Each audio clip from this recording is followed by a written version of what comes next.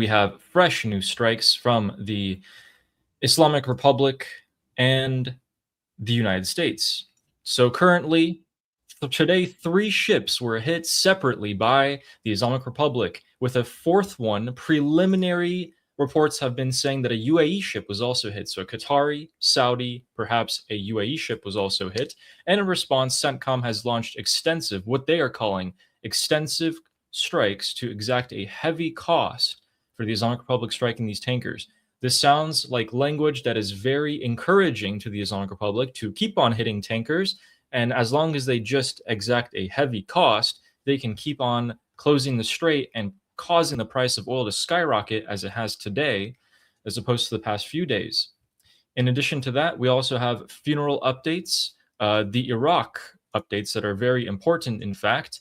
Saudi Arabia trying to reconcile with the Islamic Republic and trying to play both sides at once.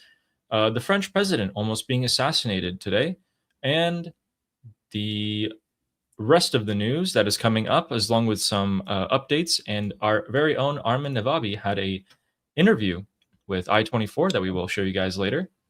So with all of that, let's get started in the biggest piece of news, which is happening as we are speaking.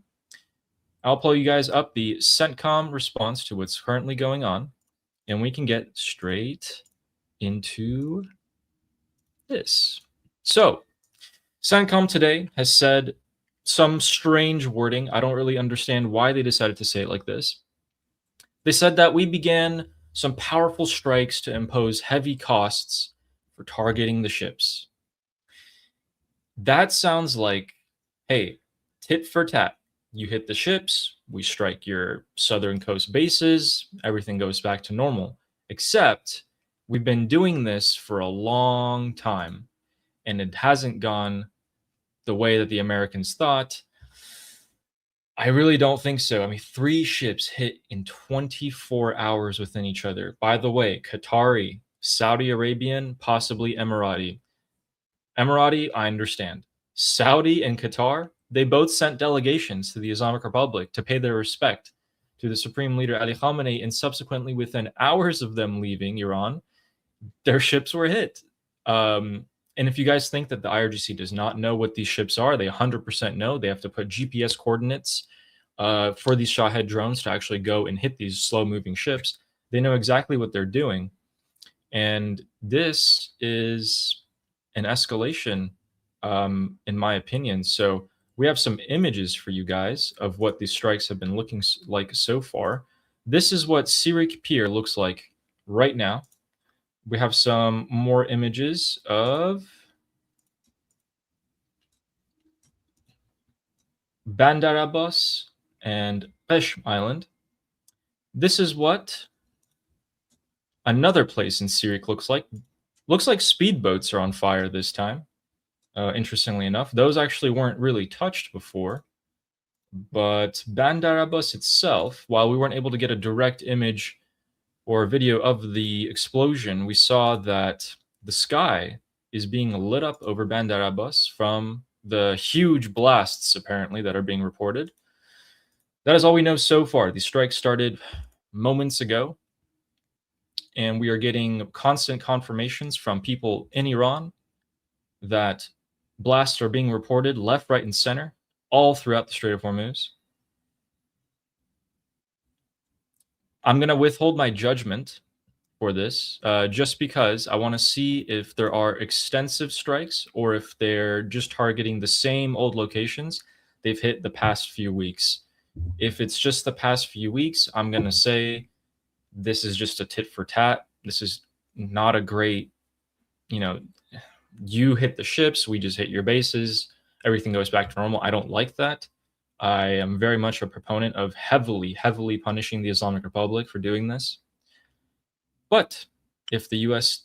carries out extensive strikes, maybe assassinations, who knows, then it's a different story. What do you think? Well, 3 things. They just removed the waiver for the sanctions, so that's a bigger response compared to before. By the way, as we're speaking, Sirik and Qeshm are being bombed by the United States. Sirik, Qeshm, and Bandar Abbas, all 3 are being bombed much more than they were before. Before, you would see maybe a dozen strikes on all 3 locations combined. You're seeing a dozen strikes on each location so far. So this confirmed what we said would happen yesterday, right? Yesterday we told you Yes, this will happen today, and it's now happening. But in addition exactly. to that, yeah, but in addition to that, we have the sanctions waiver removed by the United States.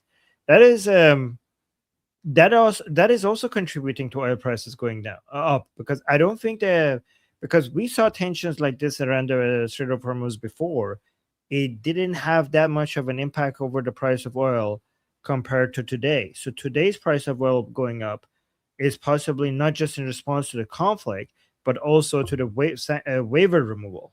What do you think? Yes, so let's show them that actually. Let's show them why that happened. Guys, as Armin just said, the Islamic Republic used to be able to sell their oil, but not anymore. And that is because here in the Strait of Hormuz, they decided to hit 3 ships.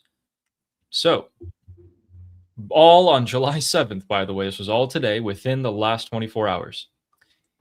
They are withholding the names of the tankers, but largely open intelligence analysts have figured out where they and who they were. So Qatari, Saudi Arabian, United Arab Emirates, these are the 3 ships that we believe were hit, all hit by Shahed drones straight into the port side engine room.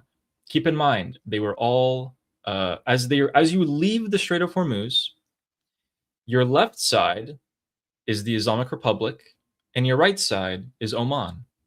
And all these ships were hit on their left side. So we can largely believe that this was the Islamic Republic, and it was confirmed after the Islamic Republic came out with audio recordings saying, "Captain, we have bombed your ship. This is because you have not used our approved channel." I thought you couldn't guarantee the security of ships going through the strait, but "Captain, we have bombed your ship" is a very forward statement, to say the least. For yours, And they should say for your safety. Because, guys, the reason why this is so ironic is because the Islamic Republic says, this is genuinely, I'm not kidding, this is what they said on state TV, that for your safety, we will bomb you if you don't go through the northern part of the Strait of Hormuz. So yeah, they are bombing ships for their safety. Let that sink in. The Islamic Republic is saying, we're bombing you for your safety, to encourage your safety. And so those 3 ships being hit caused oil prices to immediately have a green line going up, which actually is bad. So they shot up from around $73 straight up to 76. And let's check that right now. I haven't checked in the last couple of hours. Brent oil prices are currently at $75. So they have leveled out, it seems like, after these strikes. Yeah, it leveled out just in the last about hour or so. So things are, according to the markets, stabilizing, I think. It's not having that much of an impact. The waiver removal plus the tensions, we're still below 80. The Strait of Hormuz is not as important as it used to be, apparently. The global markets are too flooded, oversupplied with oil after the original opening. Correct. And that is why you will see the price of oil go back up in the short-term future. But for now, oil prices are totally fine. People are struggling to sell their oil. So, also, here's the thing, Ali. I think the timing of this attack could not be worse for the Islamic Republic. I suspect that the United States is kind of enjoying the fact that the Islamic Republic did this while President Trump is at the NATO summit in Turkey. Because the NATO summit in Turkey was going to be President Trump and Erdogan on one side and everyone else on the other side, right? It was supposed to be the NATO countries figuring out on how to deal with this annoying alliance of Erdogan and President Trump with each other. And that was supposed to be they were supposed to basically strategize to how to figure out what to do with this and to be united against these attacks that President Trump is going to come with, right? But now instead, I think a lot of them now, because of this happening, I think it's a lot of the focus is going to be, okay, getting on basically everybody uniting against the Islamic Republic instead. So I think President Trump is like, in his mind, it was like, this was the best timing for this, because while I'm there, this is a good reminder for why you need me. Like, you all need me, and you need to basically start demonstrating your usefulness to me. So, if again, I'm not saying this is happening. I'm not saying at all. But if I was writing a interesting movie script, I'm not saying this is happening, okay? But if I was writing an interesting movie script, I would say Trump was coordinated this with Ghalibaf for the timing to be exactly now when he's there, and also making sure that the ships that are being attacked are the Arab countries around the Persian Gulf, their ships, to also make them even more desperate to come beg President Trump for their protection, and basically also get more stuff from the Arab countries in return. That would make total sense. If you're the Islamic Republic, I don't know how you don't see that this is helping President Trump. Like, I don't see, you're attacking Arab countries that President Trump is trying to force in closer into the Abrahamic Accord, and this is going to make them more desperate to give President Trump what they want. And you're doing that exactly when he's at the NATO summit, when President Trump is trying to show these countries that they had to do more against the Islamic Republic, and you're demonstrating that he has a point exactly when he's there, right? This is the worst timing by the Islamic Republic to do this. What you are 100% right about is that this is the worst time for the Islamic Republic to do it, not only because, hey, all the Arabs can meet and talk about it with Trump, but also it's Khamenei's funeral in Iraq. His body's in Iraq, Pezeshkian's in Iraq, all the important people, Qaani, etc., are in Iraq. They're not in Iran, they're in Iraq. There's different rules there when it comes to potential kinetic action than it does within the borders of Iran. So, but not much. But I'm just saying, it's not a great, smart time to start something right now. And to hit 3 ships in 24 hours, I mean, realistically, they were only like about 6 hours apart when they hit all 3 of them. So, with all that we've heard, the funeral's coming up, everyone chill, we're not going to hit each other. For them to suddenly come and hit 3 ships during the funeral is wild. What are the 3 ships again? That's a Saudi ship, Qatari ship, and a United Arab Emirates ship. Although the Emirates ship is yet to be fully confirmed, but we're 90% sure. If I was a conspiratorial, I would be this is so convenient for President Trump. I mean, This is too convenient. You're right. The countries you're right. The countries, Saudi Arabia and Qatar, the 2 countries that are not fully on board with the United States, are having their ships hit. Interesting. This is way too convenient. It's pretty convenient. And so the timing and the ships, I don't know if Ghalibaf, and if I was Ghalibaf, I could even arrange this internally without making it seem like I'm giving in to the Americans. I could actually pretend like, you know what? F the Americans. Let's do this. Go with this ship and this ship. Like, I could even talk to some IRGC leaders who are annoyed with me regarding the MOU and try to spin this as me doing something anti-American. But this is actually the most pro-American thing you could do right now, in my opinion. It is helping the Americans more than it is, because oil hasn't shot up to $80, $90. If it did, I'd be like, okay, whoa. But there's a lot more here that meets the eye, and I can't wait for more information to come out about this. As of now, we're still seeing that the strikes are continuing. They haven't stopped yet. So we're already seeing, like, in magnitude and intensity, several times larger than the previous strikes. Yeah, Bandar Abbas is pretty much on fire, parts of it at least. So these are much more extensive strikes. Let me show you guys this before we discuss the oil waiver that was lifted and Wait, what that somebody means. somebody's saying, why wouldn't UAE and Saudi ships use their own side of the Persian Gulf? They did. That's why they got bombed. That's the reason why they just that's the reason why IRGC was like, oh no, you don't, or no, oh no, you didn't. That's why they got bombed. I mean, there's Because they also a used the southern simple side. thing. It's like every ship that wants to leave this area must go through this tiny strait called By Strait of Hormuz. by their So side, I'm assuming he meant the southern side of the Strait of Hormuz. yeah, that's the whole problem. You're right. Yeah, that's all. The entire issue. This part is mined.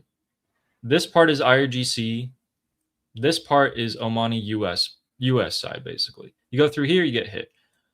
Which, by the way, another thing to support your theory is that there are massive amounts of US military aircraft right there. And they somehow let 3 ships get hit. Even though they know that at any moment Shahid drones and missiles could be fired, they still let those ships get hit. I know I'm a little skeptical. I think the US military is a lot more capable than that. These are not ballistic missiles that take you 30 seconds to traverse this, 20-mile strait. They're Shahid drones. They're much, much slower. But as a result of these ships getting hit, we have seen that FDD, Miad Maliki, has come out and given us his opinion on what this means. The Islamic Republic can't sell their oil any longer. So what it actually means, and I'll just summarize this for you guys, already read it. The Islamic Republic cannot sell any new oil. All the oil that they already have in their ships that are leaving the Strait of Hormuz and will leave the Strait of Hormuz today, July 7th, are allowed to leave and they're allowed to sell them. Any new oil is not allowed to be transited and sold. Also, if China or other countries cannot buy that oil that's leaving today, by the end of today, they also can't sell it.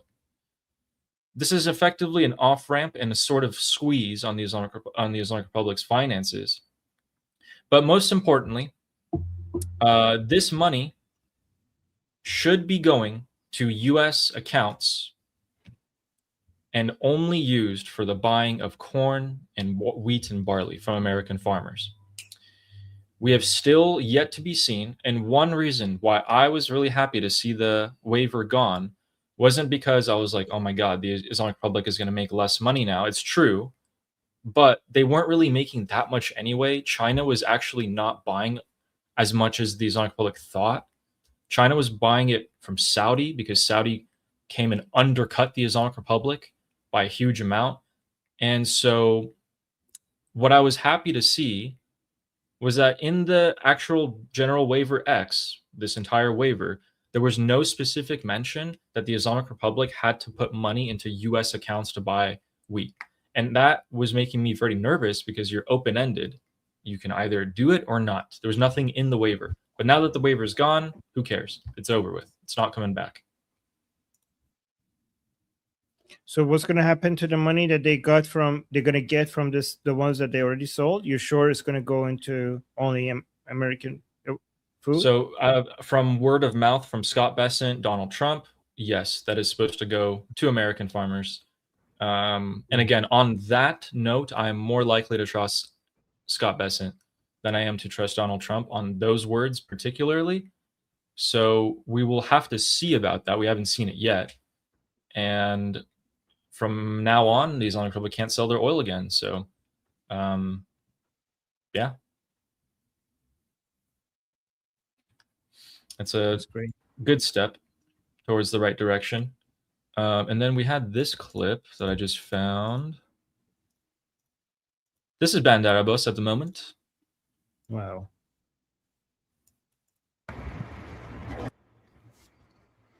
People are parking on the side of the road to take a look. I don't know exactly where that is, but that is a massive fire, and you guys can see the plume of smoke going crazy. Yeah, I'm not sure exactly where that is, but I'm pretty sure people will find that within a few minutes here. And I was right. They already found it. So this is what you guys can see here, right there. That is Shahid Haqqani port. Now let's take a Google search and see if this is IRGC back. Shahid Haqqani port. Is that used for IRGC speedboats? Let's see. Yep. It's the fast boat Probably. port. So according to the Islamic Republic, it serves, civilians, but if the US is striking it, I'm more likely to believe that there were speedboats there or something military-wise. Yep, probably no doubt about that, to be honest. All right. Quick caveat, though. Going back to the oil waiver, although the Trump administration just revoked the oil waiver, they put sanctions back. A U.S. official, according to Reuters, U.S. officials say that Washington will continue to negotiate in good faith with the Islamic Republic. It's not my words. Don't come for me. Oh, fine. Fine stress in the chat is going to say, like, I told you. And then one other key point for the MOU to fully dissolve. In paragraph 10 of the MOU, it says no new sanctions should be added to the Islamic Republic. If the US just adds new sanctions right now, which they can very easily, they just put in the old ones again. But if they add new ones, then hey, paragraph 10 is gone too. I mean, not that paragraph 1 or 11 or any of the other ones were met anyway, but just saying. I mean, you want to know what's really funny? So after Qatar had its ship hit, they summoned the Islamic Republic ambassador and they chewed him out. They're like, why the F are you hitting our ships? And then the ambassador to the Qatar calls Baghdad, the foreign ministry spokesperson for the Islamic Republic, and Baghdad tells them essentially, shut up, know your place, to the Qataris. It was a very aggressive thing. So what he actually said was, he said, no. Oh, come on, give me the statement. Give me the full words. He was saying basically, you should know your place. How dare you question us if we want to hit ships, and we will do what we want and do what we need to do. I was like, oh, to the Qataris? Are you sure you want to, alienate your only friend left? Okay. I mean, to be fair to the Islamic Republic, you don't hear that many often here. What is Qatar going to do about it? Like, I'm genuinely asking, what can they do about it? Nothing. They could, like, the Islamic Republic keep, like, there is the Islamic Republic's bitch, basically. There is nothing they could do about it. They have to keep being useful to the Islamic Republic, because at least you're getting bombed less than other people. Why you want to, like, you want to be bombed as much as we have bombed the UAE, Bahrain, or Kuwait? Would you like that? No? Okay, then shut up. That's what it is. Exactly. There's nothing that they can do. They're the bully. They can go to they can go cry to Vance. They can go ask their friend Tucker Carlson to say something to President Trump, but who cares? Who actually cares? So we've got you guys up to date on the Strait of Hormuz situation. Let me just take a quick look here. This time the strikes happened a little bit more. I mean, not a little bit more, much more extensively, much more intensity.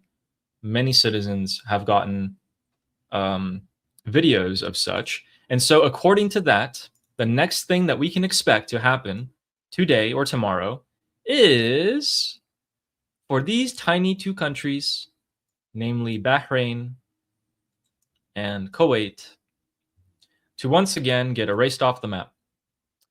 We are expecting any minute now to hear reports of sirens in Kuwait and sirens in Bahrain, or interceptions and so sort. The cycle is a ship gets hit. Sorry, the Strait of Hormuz is closed. Ship gets hit. Bahrain and Kuwait, or U.S. return strikes onto the Islamic Republic. Then Kuwait and Bahrain get hammered, and then everything's good. Ships go through again, and then ship closes, ship gets hit, U.S. strikes, all that returns. We've seen that exact scenario for 2 months, I think. It's actually almost every week.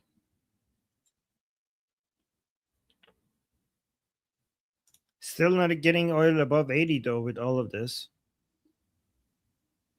Yeah. Important. That's important. That's important. That's why Trump feels comfortable. That's why Trump feels very comfortable with all of this. In fact, he's taking full advantage of it. Yeah, he is. He is profiting off of it right now. And so with that, let's go a little bit down, and we have a quick little update on the USS Boxer. According to satellite imagery, we have seen that the USS Boxer and its accompanying ships are indeed moving towards Iran and not away. The only question is how fast and how long will it take for them to get there?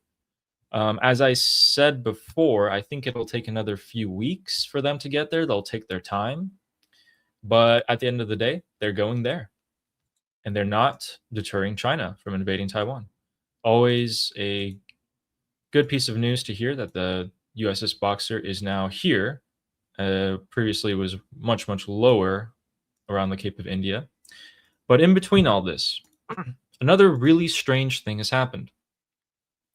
So right here, where I have that marker, on the mouth of the Gulf of Oman, in between Pakistan and Oman and the Islamic Republic, a aircraft that took off from the United Arab Emirates was going to Islamabad crashed. There were 5 people on board, and no one knows if they have been recovered or not. But yeah, it is. Keep in mind, it is passing right around the area of operation of the United States Navy, and that is where it was last seen on with this transponder on. It crashed somewhere in the ocean. There are search crews going for it, and we don't know exactly what happened to it. It suddenly gave out a distress call, and that was it. Game over for them. That's another very interesting, just because it's right there, just because the U.S. Navy is right there. I'm going to point that out there just in case we hear something about that later. So they haven't found the missing. So we have no idea, even a hint of what could have happened. No. The facts are the U.S. Navy's right there. The Islamic Republic is also right there. The ship or the plane let out a distress signal, a mayday, and that was it. It took a sharp plunge in altitude, and yeah, so that means it either hit something, because when you have engine failure, you're usually able to kind of glide it out a little bit longer, unless you took a direct hit from something and you immediately are going down. So, or unless the pilot just went, hey, let's go straight down into the ocean. People are confused. Can you explain what this was? I don't have the context. Yeah, so this is just a K2 Airways 737 cargo aircraft. Okay, this was going from the United Arab Emirates to Pakistan to Islamabad. It passed by the Gulf of Oman, and that's it. That was it. That's the last thing we heard of them. Apparently, it took a sharp dive towards the ocean and was never seen again. Let me make this a bit bigger for you guys so you guys can get a visual of what I'm talking about. This is what we're talking about. So that purple line with that plane up top, that is it. And right there, it just stopped. It just stopped over the Gulf of Oman. 5 people were on board, confirmed. That's all we know. Do you think it was hit by the Islamic Republic? I don't know. It wouldn't be a far cry to say that it was hit by who, I don't know. But usually planes don't do that. So, yeah. Pilots at the end of the day are trained people. I mean, your plane's not going to just a nosedive into the ocean. Weird. It's going to be a big deal once if if we get the information that this was the Islamic Republic, it's going to be a big deal. Yeah. Yep.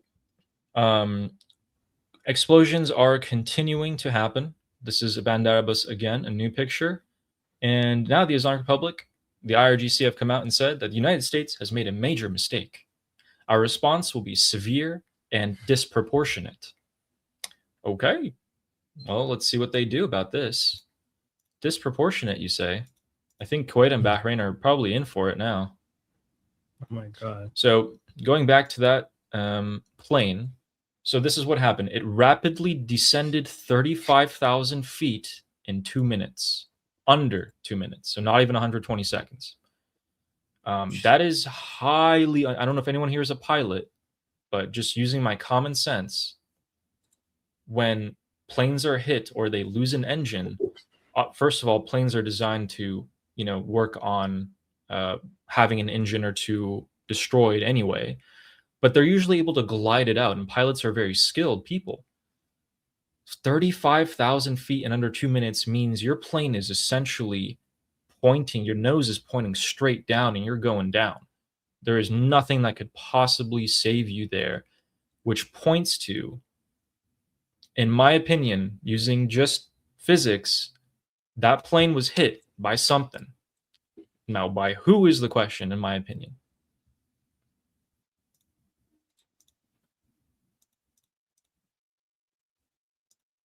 Again, and where that plane was hit was right around here, right where the U.S. Navy has stationed its fleet to have the blockade be put back into a place at any moment. And largely, I would say maybe 100 or so miles, 150 miles off the coast of the Islamic Republic. So it's a bit more difficult for the Islamic Republic to hit it, but it's not impossible if they wanted to. Who knows? Who knows what happens? We'll probably find some good information soon. I hope so.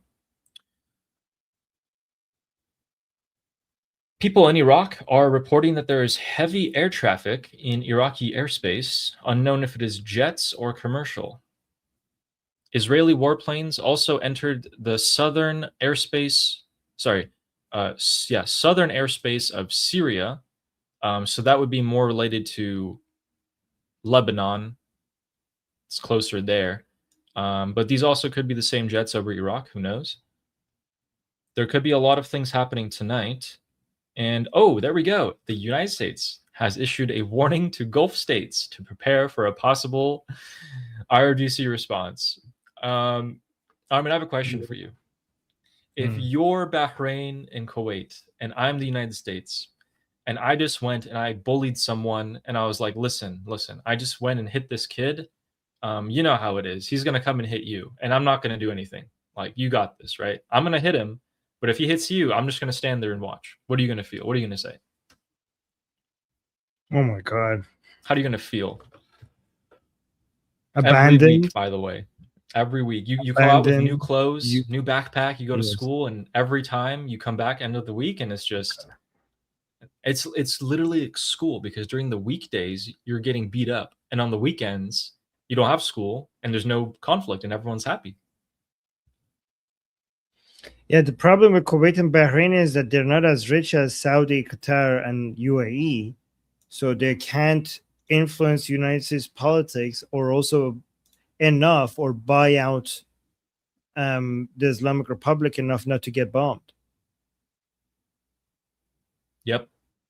The weaker you are, the bigger of a target you are.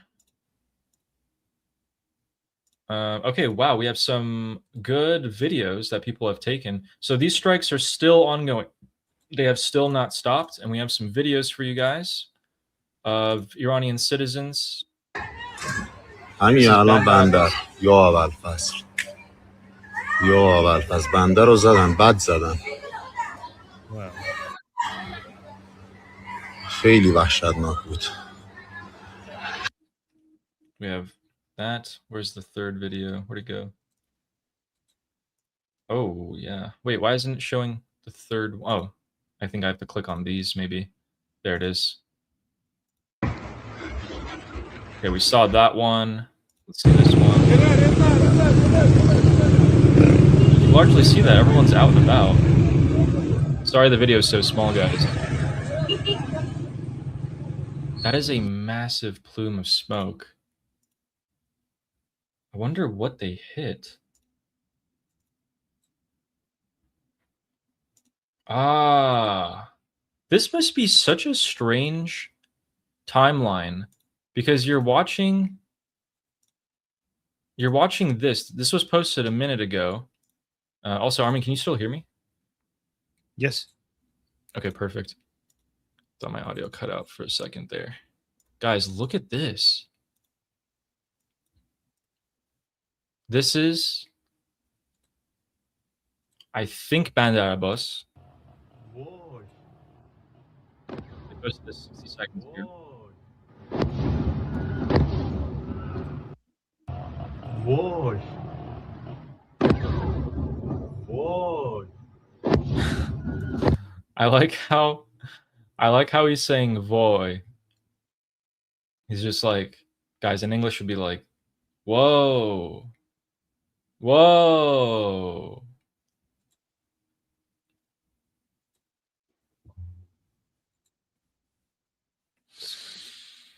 All right, this is all happening at the moment. Washington officials are reporting that these strikes are expected to go on for some time tonight, perhaps hours. We also have reports of warplanes over the Middle East, and not just over Iraq in general. And it seems like the IRGC have issued a statement to their Navy personnel to prevent all traffic through the Strait of Hormuz until further notice. Whether they actually carry that out or not is a whole different issue. But yeah, wow. Escalation, big time.